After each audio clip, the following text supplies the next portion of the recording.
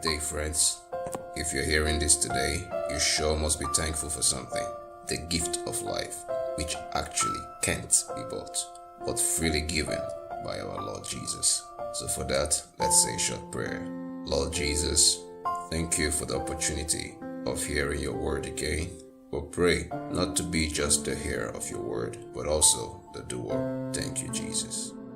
Today, we are declaring words from AFFIRMATION-TRAIN, Christ Embassy. Remain blessed. Dear Heavenly Father, my life is the expression of your glory, grace, perfection, beauty, and righteousness. The excellence and virtue of divinity are manifested in and through me in every increasing splendor. I am continually transfigured from glory to glory by the Spirit. I am not ordinary. The transforming power of God's word is alive in me. As I renew my mind daily with the word, I am metamorphosed into higher realms of glory, where I triumph gloriously in life.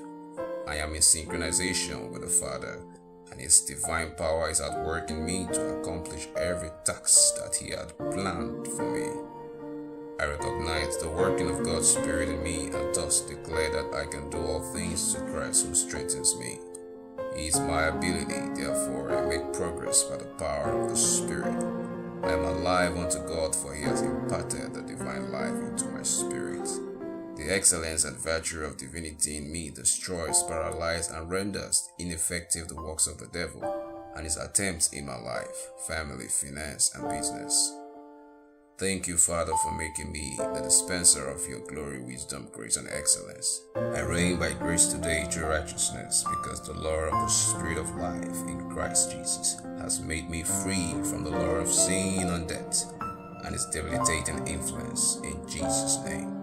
Let's endeavor today to keep the habit of saying positive words. The result will be evidence for all to see. God bless you.